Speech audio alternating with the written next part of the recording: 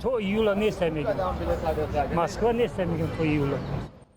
این نقطه های بلیت فروشی در دوشنبه دوباره سرودم شده است. خبر ارزان شدن بلیت ده ها نفر را به اینجا کشانده است، اما پیدا کردن بلیت آسان نیست. در همین موقع میگم بلیت نیست، عموما نیست.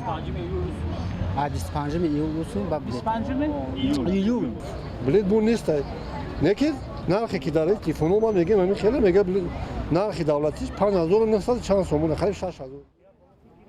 روز 21 می آژانس اویاسیون شهروندی گفت شرکت‌های اورالسکی اویالینی، یمل و سیبر راضی شدند که بلیط‌ها را از $500 زیاد نمی‌فروشند. بعد این اعلان درهای بیشتر نقطه‌های بلیط فروشی در مرکز دوشنبه بستند و پشت درشان نوشتند که بلیط نیست.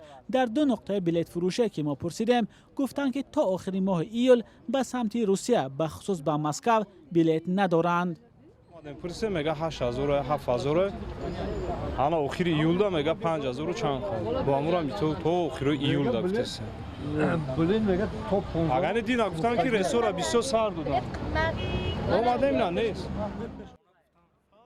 در نقطه های بلیط فروشی فرودگاه دوشنبه گفتند نرخ یک بلیط به روسیه قریب 6000 سومانی است، اما آنها نیز تا 2 ماه نزدیک به مسکو چپته ندارند. مردم برای همین سرگردان شده‌اند.